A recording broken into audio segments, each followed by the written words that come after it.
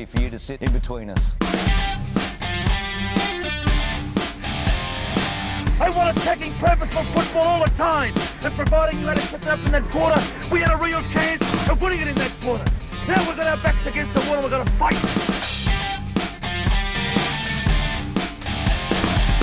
Absolutely nailed it. What round is it? 10. Yeah. No, 11. Round 11. Yeah. I was trying to think. It's hard once they start the buys. Yeah, because 5 and 5 is the first buy. Yeah, that's it. I hate bye weeks. It sucks for Supercoach as well. It fucks Supercoach full stop. We'll get into it. Yeah, yep, we are. We are. Yeah. No, how do they do Supercoach with it? Because I'm in one. I can't even remember what it's called. Ultimate Footy or something. The one with the draft. It pretty much works out that they assume that every player you've got, including your reserves, actually plays. Right. But if you're anything like me, you just pick a whole bunch of awesome players and then grab a bunch of cheap players at the start of the season. Yeah. And those cheap players play maybe 1 or 2 games for the year. Yeah, pretty much. So you end up with about 14, 13 players scoring. I think they change it every year too. They're still trying to find one that works because as soon as the buy brought in, it just fucks Supercoach. It's pointless now. I don't know how they manage it because, like I said, I don't pay attention. It's 3 rounds of buy as well. It's stupid. No, I'm absolutely. I think Supercoach should be really highly regarded, and I'm only saying that because I'm winning my league at the moment. You're winning your league. It's the only time ever I'm actually still interested in Supercoach. Every other year I just bail out by about now. The old left testes aren't doing too well. Is that your team? Yep. Left testes. Bottom of the ladder. I think my Ultimate Footy, it's the only one I did because I did the draft, and I knew exactly what was going to happen. As soon as the draft was over, lost interest. Yep. But my team was the Hodges. Oh, yeah, fair enough. Because you've got to have a pun with a player from your team. That's just my rules. Okay, well, let's look at the first game for the first of the 6-week rounds. Port Adelaide hosting Geelong in almost a finals-like atmosphere. This was red hot from the go. It was. The pressure was on, and both teams sort of making sure they want to kick winning scores, not try and defend, whatever margin they've got. I'd love to see it. Yeah, exciting footy. Even better that In Excess didn't turn up to this match. I think they've tried to rein it in a little bit down to the power. Well, they've got it teed up so that it finishes in line with the countdown for the first bounce. Yeah, and it hasn't always lined up perfectly for them. No. Yeah, and people lose interest in seeing shit when the ball's about to bounce as well. So like, no, never. All right, fuck this, sit down. Yep, let's go. And Geelong, it was close up until half time. And then Geelong started to kick away and just powered home. Yeah. It was just an absolute cracker of a match. The only thing Geelong had, really, I thought, was they didn't waste the ball as much. Port still ran in packs, still did everything they've always done, but they got intercepted so much more often. Yeah, they did. And a lot of that was Enright. His ability to intercept Mark was fantastic. Yeah, it seemed like they just dropped that spare man in the corridor like Richmond did, so they couldn't switch it. They couldn't switch it to... It's usually about the back flank or whatever, and they have runners going straight down the middle. And it's important to block that off when you're defending in your forward 50 against Port. Old man Enright had one of the best games he's played for years, I think. And on that as well, I think Brad Ebert had one of the best games he's played for years. He did really well. It was brilliant. Him and Carlisle. Yeah. Carlisle on Hawkins. Yep. He murdered Hawkins. The stat sheet won't show it, but for all bar maybe 3 minutes, Carlisle had Hawkins' measure. I think Hawkins kicked 2 goals, which, I mean, on one side of things, if you say you're having a bad day and you still kick 2 as a key forward, not bad. But he was getting dominated in one-on-ones. Yeah. And Carlisle's, if anybody's been criticism of him, it's that he plays that loose man or he doesn't have those one-on-ones. Well, he took on the monster. He went toe-to-toe with Hawkins. And I can't think of a fullback that could stand toe-to-toe with Hawkins confidently. No. Well, you can't really have a true fullback covering him because you've got to drop in that space in front of him. Because he'll muscle most people out one-on-one. But that's the thing. It takes guts to drop in that space in front of him because he's comfortable. He doesn't move that fast, though. No, but it's the old Tony Lockett thing. Like, he might not move fast, but there's a fair bit of body mass coming at you. There's a lot of inertia there, too. Yeah, the old side steps that don't happen. I mean, he's coming into this game with momentum as well. So I think if you penciled him for 2 at the start of the game, you'd be happy with keeping to that, I think. Absolutely. From Port Adelaide's point of view. And especially in a war of attrition like this game was. It was just grinding. Got a bit wet and dewy towards the end, which increased the skill errors. Yeah. And it kind of worked against Port. But I think if Port stick to their game plan, once they get through the winter and it starts to get drying off again in August, September, I reckon they'll be about there. Well, That's a good point, actually. That's where they play their best, obviously. But they're sitting 10th at the minute. And what have they lost? 3 games at home already this year? Yeah, but I think they've got a bit of a softer run towards the end of the year. Oh, yeah, I don't know. I mean, I don't think it's panic stations. And I don't think anybody should be ruling Port out. Nah. But they could win, what have they got, 11 games left. They could win 10 of those 11 and still not make top 4. I'll tell you what, in the last few seasons, there's normally about 1 or 2 teams that are battling it out for that 8th spot. Yeah. I reckon this season you're going to see about 6, 7 teams battling it out from spot 5 onwards. Yeah, it's going to be a real glut. I don't think the top 4 are going to change. I think you're going to have Hawthorn will get back up there. They've got a reasonably hard run towards the end of the season, but they'll be there. Sydney, Freo, and then probably West Coast will bob up a little bit, or Collingwood, one of those 2. But then it's just going to be a glut. Yeah. I think Port will be about the mark, though. Port of what are their problems? I mean, because you picked them to finish to win I it. get the flag. I think we all picked them to finish top 4, and top 4's gone. I think they've just been. They can't adapt on field to whatever the opposition is putting against them. Yep. I think they not quick enough at implementing Plan B or Plan C or whatever the case may be.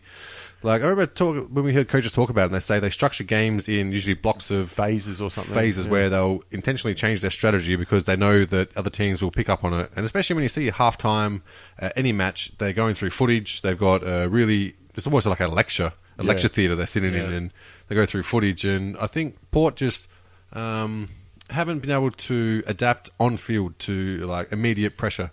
I think another big one too is they're tagging Robbie Gray now, giving him a tight tag. Yep. Yeah. He didn't have that last year, and he got a bit of space and was able to kill teams with him. Yeah. But now he's getting the top tag, which has released Ebert a bit more. But I think that's really something they have to adjust to. And they're not breaking the tag either. Like, there's no player coming up crushing Gray's tagger to give him space. Like, who would play that role at Port, you know? Yeah, well, maybe somebody like Kane Corns previous years, but he's out. I mean, I think they're lacking a little bit of size and a little bit of depth. Yeah. Because we've seen that Trengrove has gone down now, which has left them vulnerable to tall players. Yep. Now, Carlisle did great on Hawkins, but then you've got Reece Stanley was running through.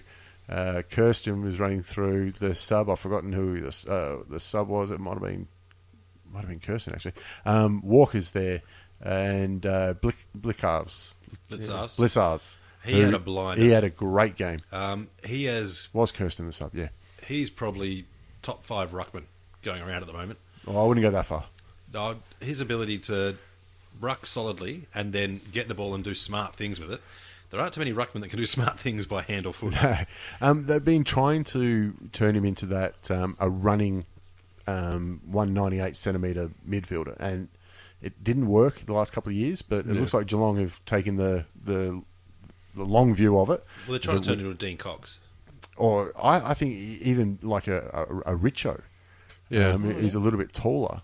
And they got is Mitch Clark who's down there now? He didn't play this game. He was injured. Yeah. Actually, I would have loved to have seen the meeting where they talked to Blitzards about it. They're just like, we want you to turn you into a bit of a Dean Cox, a bit of a Matty Richardson. Oh, look at that, Nui. Don't go that far. Don't go. Chill the fuck out. Let's get your mobile first. Settle down, white red. But I mean, size-wise for Port, like you're saying, who's do you expect to run through somebody in that Glenn Archer type role? Ollie Wines. He's about the closest. I was just thinking Ollie Wines. Brad Ebert, maybe. But the thing is, you need Ollie Wines doing other things. Yeah, in that team. You notice when Ollie Wines isn't playing. Yeah, Ebert, he's not one to run through people as a disciplinary thing. He'll run through them if the ball's there. Yeah, he's just one of those hard old school footballers. But he's not the guy. He's not the enforcer. Yeah. And I think that Geelong had enough big bodies that could not tag, but follow their real quick on bowlers and really grind them into the ground on the bottom of the packs and take it out of them and make a war of attrition in this match. And they did it successfully. Yeah, no one really got into Steve Johnson either, because in the past he's done some dumb stuff.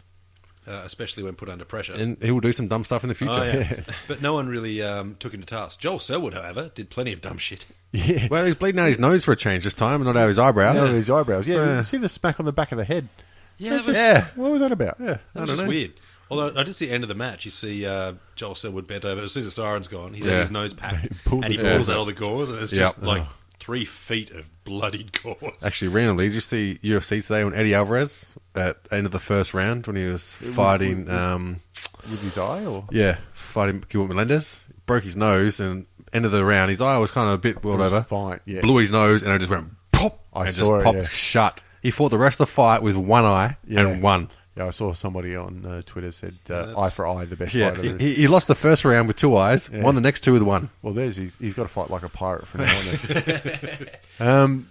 But on Port Adelaide, you can't wipe them out, but geez, they've made it hard for themselves. And Matty White done his hammy as well, so it's likely to be a couple of weeks for him as well. I mean, if you need motivation for the Port Adelaide team, this is it. You know, you've got to it's do or die. There's no backward steps. You can't. You've got to go out and win games, not just resting your laurels. What I think I do like about Port, though, they're a fairly even side. Like, their average ability is quite high, but they don't have the superstar, holy shit, he's got the ball, let's all crap our pants sort of player at the moment. Yeah, but they had pace, and that's what they exploited against other teams. But other teams picked up on it now, and you can't get away with that at the moment. They've got to sort of come up with something else. Yeah. But and Geelong have bounced back, and I picked them to finish top 4. They're going to struggle to get there, I think, but geez, they're starting to look menacing in the last couple of weeks, especially with the job they did on Essendon last week. And this is a 4-quarter effort from them in this one as well. And Guthrie looking like a genius, taking Juddy's Guernsey as well. And backing it up by playing all right too. He's got an unlimited supply of Gary Ablett jerseys, so he's got the double there. Oh, you reckon he's feeding them through bloody eBay? Gary Ablett never wore a long sleeve, did he? He did all the time.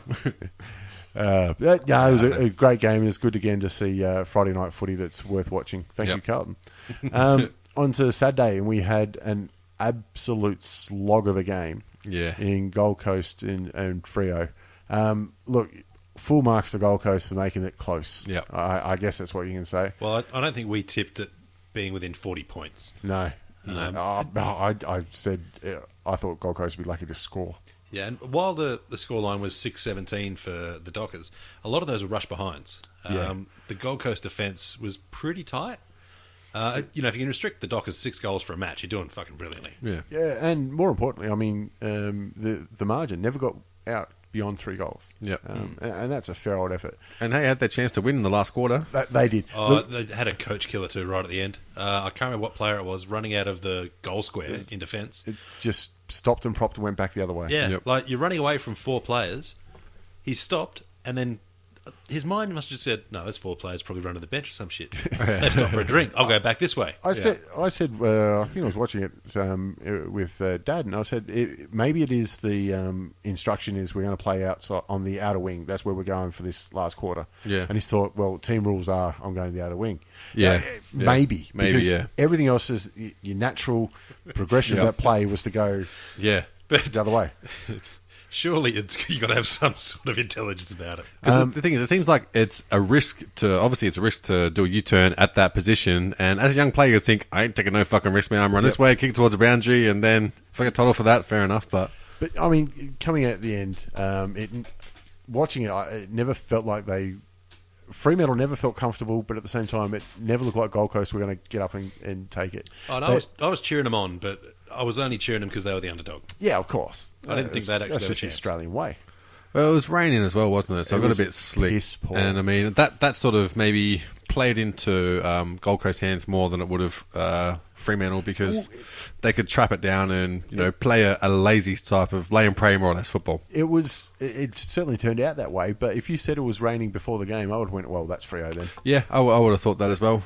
But it seems like they could just manage to hold on to not possession, but restrict. You can play like a very defensive minded game of football when it's wet and not get punished for it as much. Yeah. Worth mentioning too, Michael Barlow played his 100th. I think it was about his 16th season to get to his 100th match. But sad part of a quality player, his highlight reel pretty much is his injuries. Yeah. Well, speaking of injuries, Gold Coast, I can't remember who else went down in the first quarter, and that brought on Malcheski as the sub. I think it was Stanley.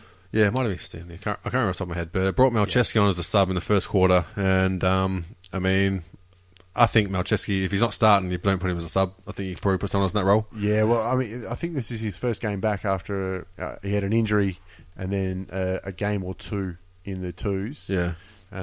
So I don't think he's a sub player. I think you put him on need for him the out for the there. whole match, or you got someone else who can be an impact player come on as a sub.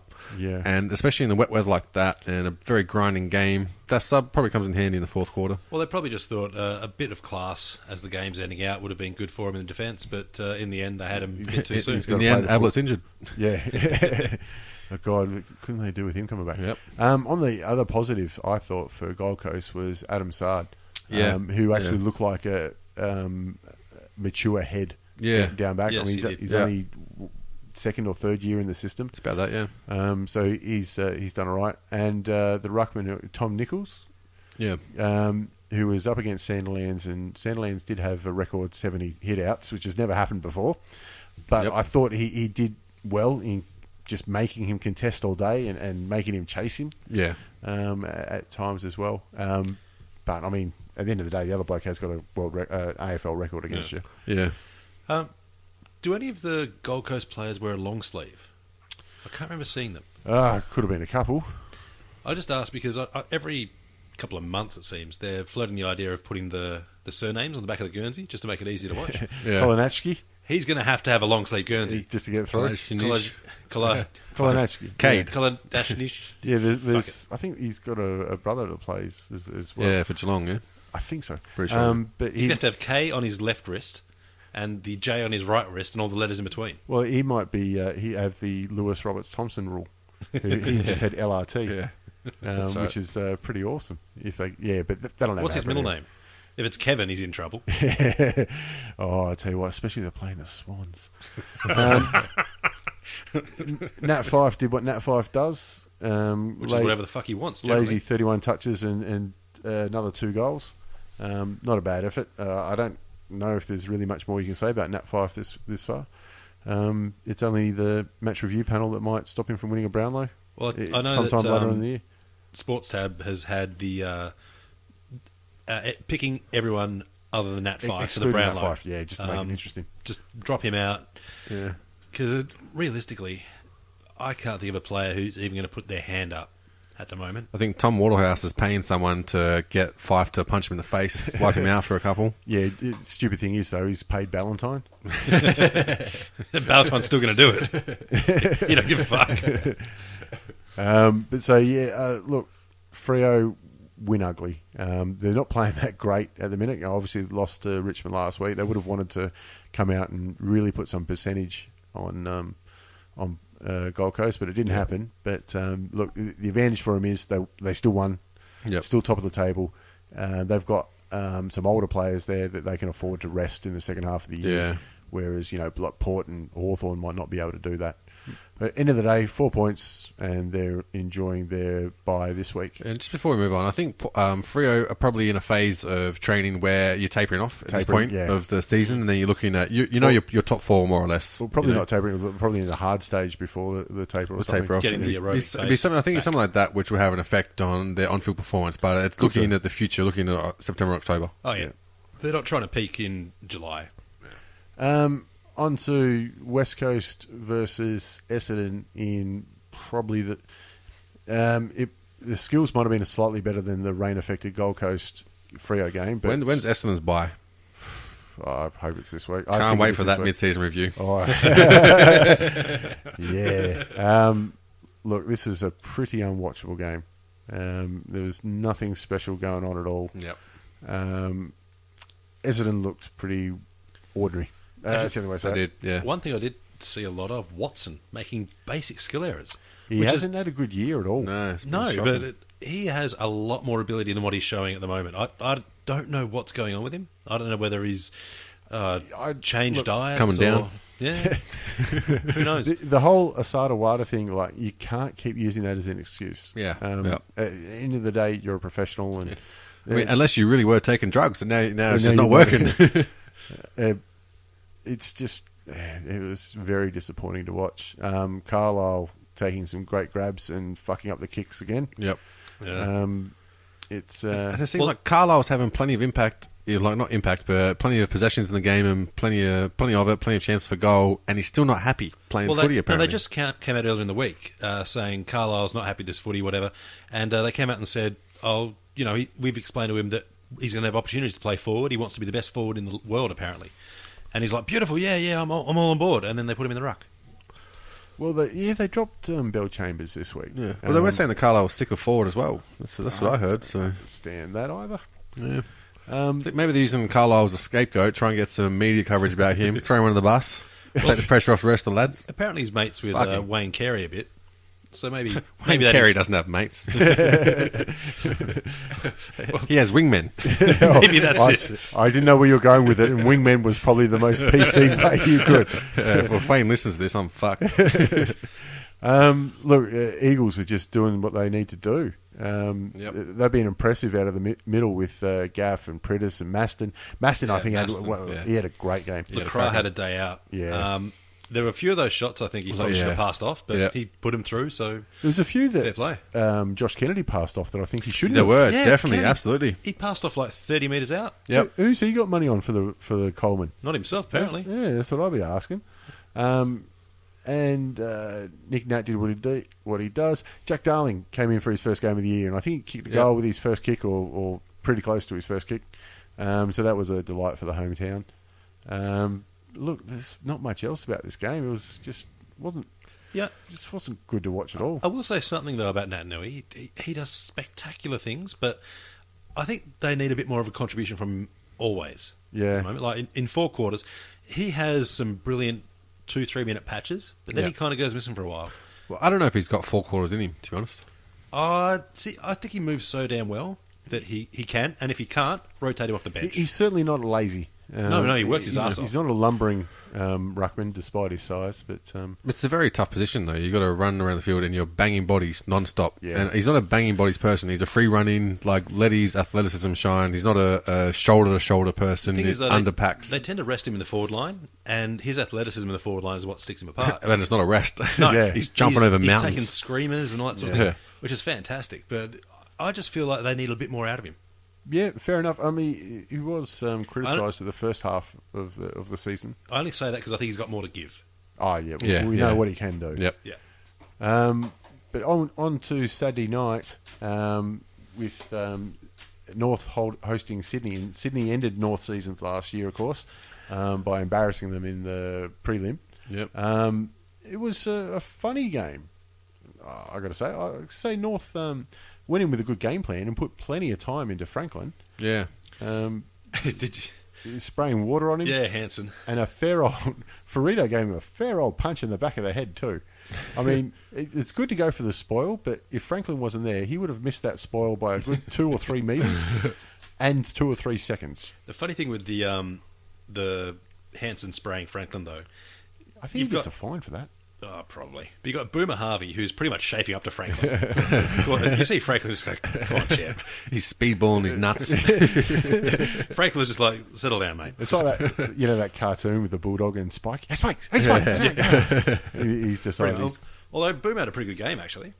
It was a quiet game in possession-wise. I mean, his first half was quiet. Pretty much all his possession was in the second half. But if you have a look, I think out of the top 10 possession getters on the ground, I think 7 or 8 of them were Swans. And when you look at the scoreboard, they weren't that far ahead. So, obviously they're looking after the ball very well, but just not that damaging with it. Well, I think crash Hanbury a fair bit, which he got crunched hard too. Yeah. He got a huge liver kick by Zeeble. Yeah, yeah. It was an absolute fair contest. Mind you, Beautiful spoil. Zeeble didn't do anything to Hanbury he wouldn't have done to himself. Yeah, I always watch that thinking Baz rooting somewhere. It's like, that's my boy. Dang it. So 4 weeks for Zeeble. 5. Well, he was going for the ball, and his ball was his only intention. So yeah, about 6. About 6 weeks. Yeah, get that out of the game. Lukey Parker is having an absolute breakout year. I mean, it's a bit silly to say that because he was best and fairest for him last year. But if he isn't in the top 5 midfielders in the comp, then something's gone wrong. Buddy, Franklin, like we were saying, kicked the lazy 4 goals, and some of them I think look like come off the shin.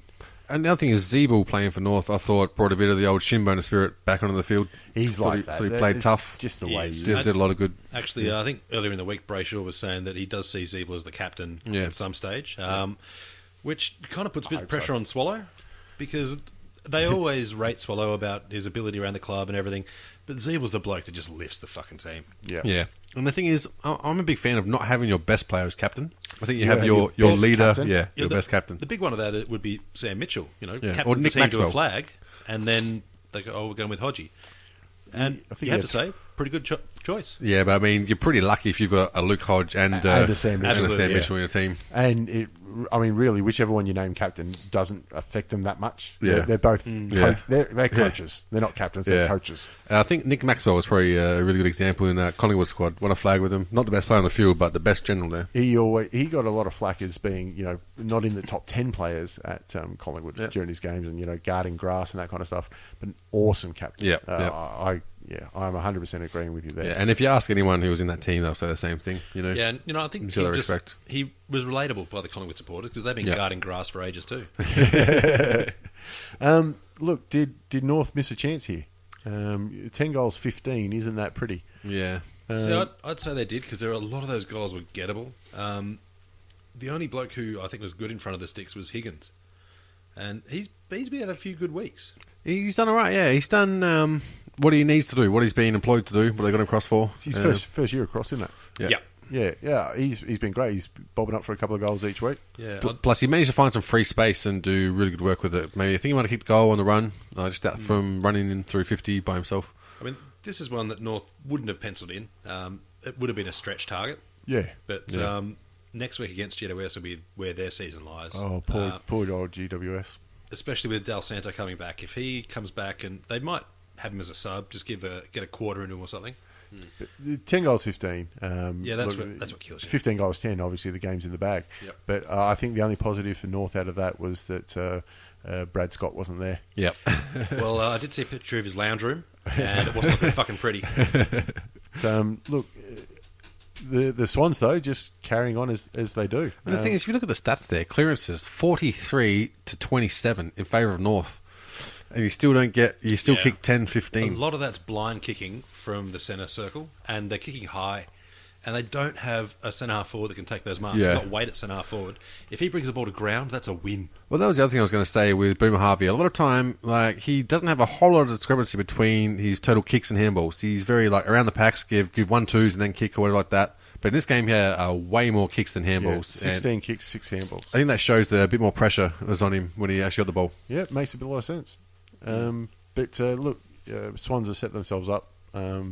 They've been, I don't want to say fortunate because you make your own luck. Yep. But 10 goals, 15. I think Hawks kicked 9 goals, 15 against them. Yeah. But they're sitting very pretty at second on the ladder with healthy percentage as well.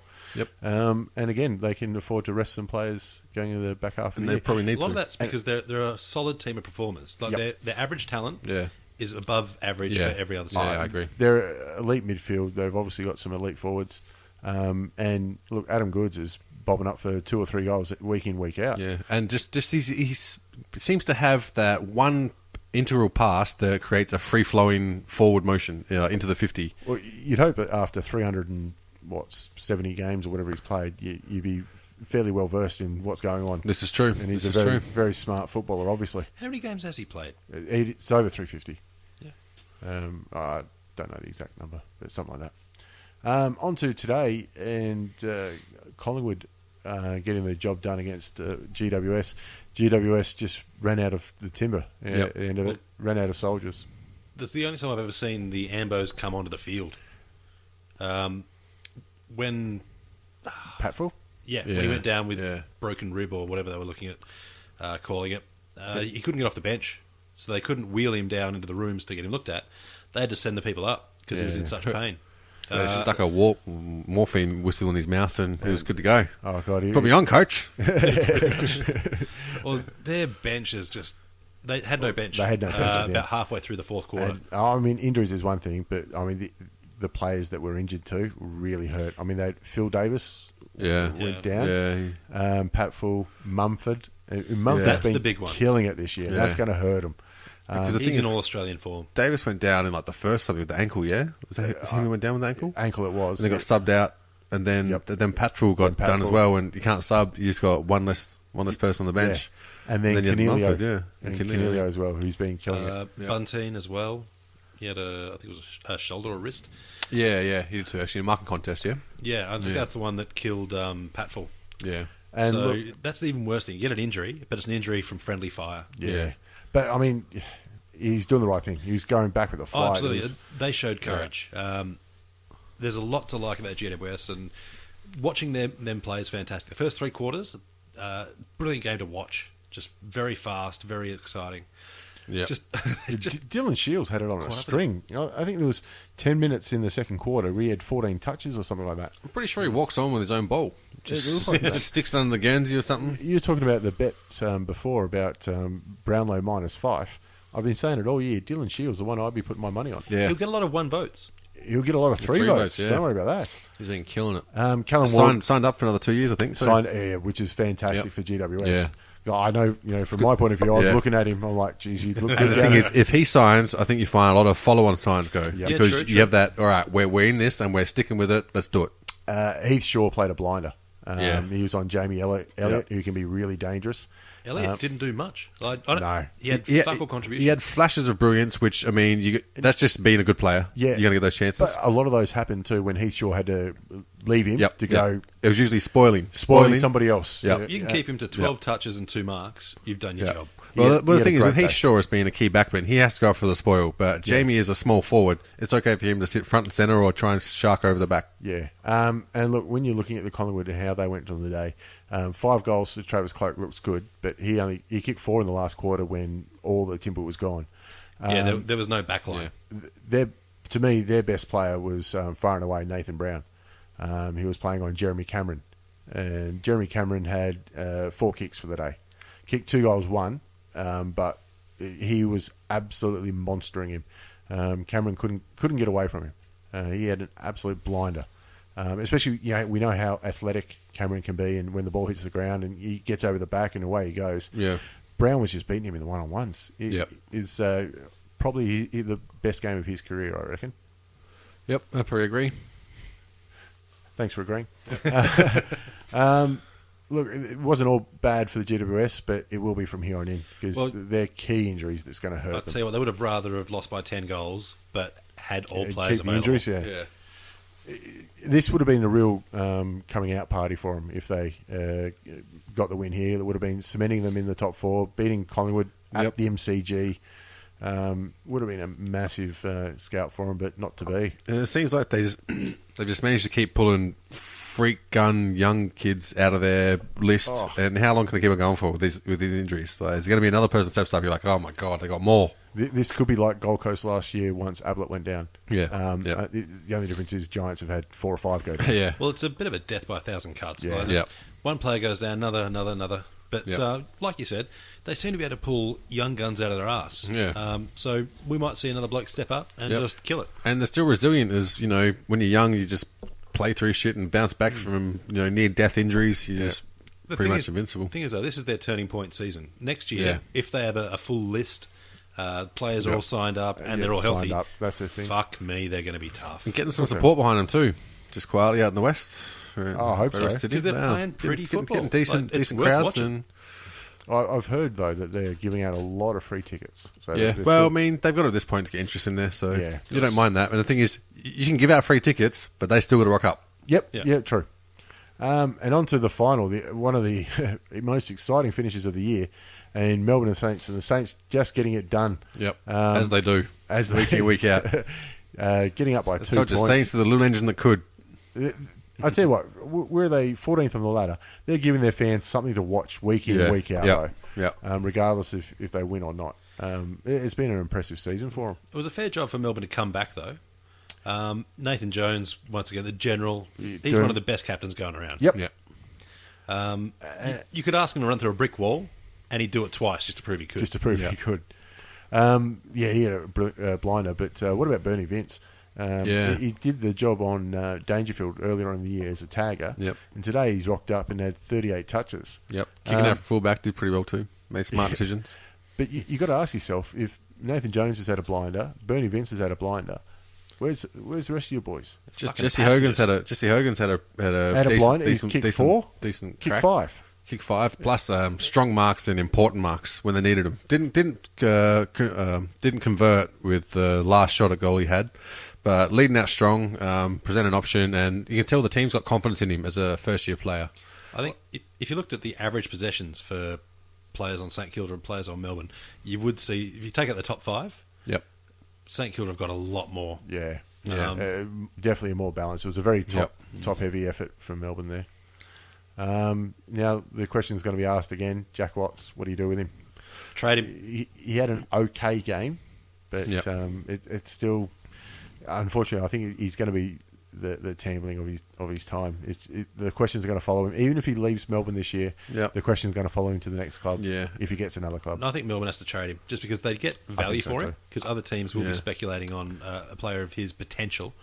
But, they could pick up another ruckman or a solid backline player on behalf of losing Watts, and they're not losing anything if they get rid of him. And the thing is, I think you look at how well Hogan's going, and I mean, he is the Jack Watts of this year, more or less, and he's just grabbed it by the horns, run with it, he's owned it. Favourite for the Rising Star, you reckon? Yeah, I reckon he should in. I reckon he shouldn't even be eligible for the Rising Star because it's like he's a third-year player already. Well, I mean, he's been on the list for a few years. I think that it's a good comparison to bring him up because when they got Jack Watts, they put him out as the saviour of the club, and he played against Collingwood on. It was PR. Yeah. Played against Collingwood on Queen's birthday. Their bigger game. Yep. And the first touch he got monstered. I remember like Shane O'Brien and a couple others. Yeah. Welcome to AFL, champ. Exactly. Hogan, they've buried him away. Yeah. So, mate, just hit the gym for a couple of years. We'll blood you in on the VFL. 3 years in, all right. Let's see what you can do now. And the thing is, it looks like Hogan just relishes this challenge, like week in, week out. He's on there. He knows he's young, but he'll use that to his advantage. He knows he can be confident, and if he fails, doesn't matter. He's young, first-year player. You don't care. But he's going and giving it his all with no fear in what he does. And I think Watts is the opposite. I think he's very just timid, and it seems like he has to think about what he's doing at all times, as opposed to Hogan goes, I'm taking this game, and we're going to get this jump on board. I think they've created that too, because if you think about it, when you're pumping up a player, backman, their whole goal is to stop the forward. And if they can do that while intimidating the fuck out of the forward, that's even better. And when this kid comes in with big raps, they know that the spotlight's on him. Yep. And if they can shut him down, they look good. And if you can give him a fucking lesson in AFL footy while you're at it, welcome to the big leagues, champs. Yep. Exactly. Yeah. You're going to do it. And the amount of hype they put on him, massive, massive target just on the back of his head. And I think their approaches to the challenge, when you look at Hogan and Watts, I think that says it all, where Hogan has had the attitude of, I can take this on, like, I am good enough, I can do this. And maybe that does say about how they blooded them into AFL. Because Watts just never looked confident in what he's doing. But it's also players coming straight from TAC or age-based leagues. Yeah.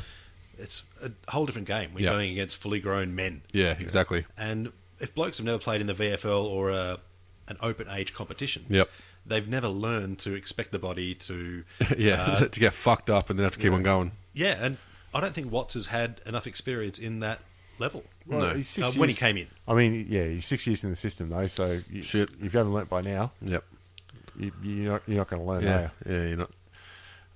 It's unfortunate. I mean, no matter what happens, it's going to follow him. Well, he'll be picked up by someone else. I think so too. And I think places like, even Gold Coast probably look at him. Essendon, just because he's going to be eligible next year. You know what? I think Gold Coast, it could be the worst thing they do because in their short history, that's what they've always done. Is picked up the trash essentially from other teams. Yep. They've taken all the discards and then got one or two guns. Yep. When you're talking about mature players, he very well might go to Gold Coast, but I think it's a poor move from Gold Coast. I think it's repeating mistakes they've already made. Recruiting drives and he wouldn't go to GWS because GWS wouldn't want him. Fuck no, they got too good at Exactly. Well, where are you going to put him? Yeah. Who are you going to sit out? There's no way.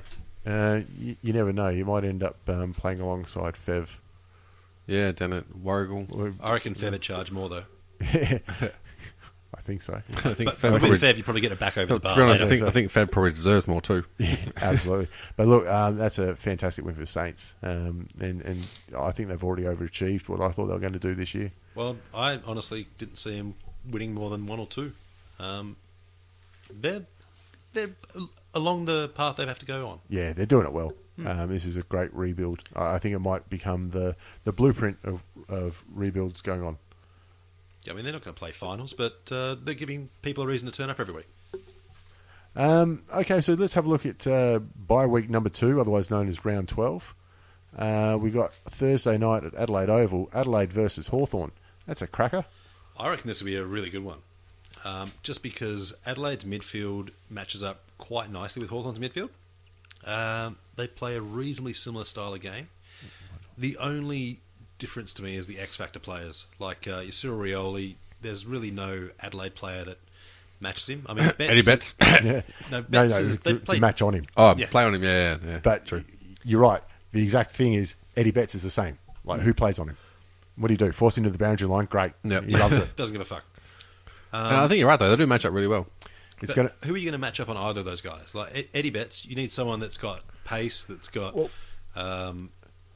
body ability, and can read the ball well. And that's Cyril Rioli. He's not playing on the back line. No. God, no. Well, last year at Adelaide Oval, they played Litherland on him. And it was Eddie Betts' 200th. Yep. And Litherland killed him. It was Betts' worst game for the year by far. So it'd be very interesting if they... You'd have to Litherland... start that way, surely. Hopefully. That's what I'm hoping, is at least put him next to him. And just... Even if that's your plan is he's not going to play on him. Just sledge him. Just To be say, completely honest, it might be a bit last left year? field, but I think it might be worth chucking Puopolo down the back lines and putting him on Eddie. I think he's got the muscle to be able to push him aside and just that ball awareness to know what Eddie does. And the anger. Oh, He does seem to be an angry little man. Yeah. A little terrier. I like that thought. Yeah. I'd be very surprised if it happens, Yeah, I but think it'll I'd love to see it. Actually, I think that would work brilliantly, solely because sending him in the back lines will make him even more angry. Yeah. And fuck, woe He's betide angry the little man who nugget. gets in his way. Richmond West Coast Friday night at the MCG. I might grab some tickets. This has the chance we'll to go to be this a one. spectacular match. You grab some tickets? Yeah, I think we'll go to this All one. right. Once we Yeah. finish this podcast, I'm going to get some tickets. There we are. Look, we get some shirts made up, don't we? yeah, we should. This is a great time for Richmond to bobbing up to playing West Coast, coming out of the bye. They've just knocked off Freo, a fortnight ago. Yep. There's nowhere else I'd rather be playing West Coast than MCG on a Friday night. Yep. It's going to be a cracker. I don't know who I'm going to tip. It's going to be a great test. Again, two teams that play fairly similar styles of football. And that's it. Like, I would have said that West Coast might probably just be able to run them off their feet. But looking at how Richmond played against Port, you can't say that anymore, I don't think. I think West Coast have more a deeper midfield. Yeah. Whereas Richmond sort of rely on Cochin and Martin and Deledio running through. But that might be again, the you've difference. got, in terms of Cochin versus Pritis, I reckon they're both around the mark. You can't say one is definitely going to blow the other out of the water. No. Same with Revolt versus Kennedy. Kennedy's had the better last couple of years, but both of those players are in the potential to kick 4 or 5 in the match. Yeah, I think it won't be the star matchups that will decide. I think it'll be your consistently sort of B players that do the roles like the Brendan Ellises and Basher Hooley, he's Basher going to be Hooley's one, and rebounding from teams halfback. players like that'll make the difference. I think it's going to be important to check the West Coast Eagles lineup when it's named and see who's playing in a milestone. If somebody's playing in their 100th game, Yep. fuck them. You sit them out, wouldn't you? You put them on. Nah, going down B's this one, champ. Carlton versus Port. This could be a sneaky little game. Port going to the MCG. And I think it might be their only game at the MCG for the year. Wow. Carlton obviously shambles, but since Malthouse has been fired, haven't won a game, but they've put in some decent efforts. Yep. If Port don't win by 10 goals, that's their season. Yep, I agree. They need the percentage, because I do think the top 8 can be decided on percentage this year. I think definitely it will be. Like we were talking about before, that 6 down to 14 is that mark where you're going to be fighting, and like percentage could really tell a huge difference. And I think their percentage at the minute's 96 or something like that. Yeah, there's plenty of teams who are sitting around that 90 mark. Yeah. And the thing is, if that is their only game at the MCG, I don't think that bodes well for any team. I think you need to be able to have at least 2 or 3 or 4 games at the MCG in a season just to know what the atmosphere is like. And Maybe, but I mean the goalposts are still the same, aren't they? Yeah, this is true. And September, everything changes anyway. Well, that's just based on my experience Watching footy. watching footy at the MCG. The seats are different. If we look at Port's percentage, they're sitting at 97.8. But Geelong, Richmond... they're 10th on the ladder and 10th on percentage. Yeah. Geelong, Richmond, Adelaide all have better percentage. They need to overhaul them to even be deserving of a final spot. And they haven't got an easy run home. they won't have many percentage boosters. So this is where they need to they really kill it. Absolutely. But it could be right time, right place for Carlton. Yep. If so, then you can write off Port. They need a win, and they need to win big. Yeah. GWS and North at Spotless Stadium. I'll tell you what, I very rarely tip North, but You have to. I can't go past them. If Mumford's out, especially, Yep. they've got no one that can match Goldstein. They got no Pat Phil as well. Mumford's won at least 2 games off his own boot. Well, off his own taps. Yeah. This year for GWS. Spotless was turning into a bit of a fortress for him, but I just don't know if they've got the cattle. Yeah, I think they might run out of legs. If Pat Phil, I don't think he's going to play. If you're stuck on a morphine whistle at half time, surely you got to sit out for a little bit. I guess, if you're sucking it like Kim Kardashian trying to get a TV deal, you're being fair dinkum. And the thing is, if you're stuck on a morphine whistle and you get a drug test, will that show up? Well, I guess it has to, doesn't it? I have no clue. Surely it would. I mean, surely you can't just be pumping morphine into you and be like, nah, it's all good, man. It's stuck on a whistle. Yeah, it's an interesting thing. Maybe that's Crowley should have looked into No, that. I was just stuck on a whistle. No, man, I was just sucking it down some...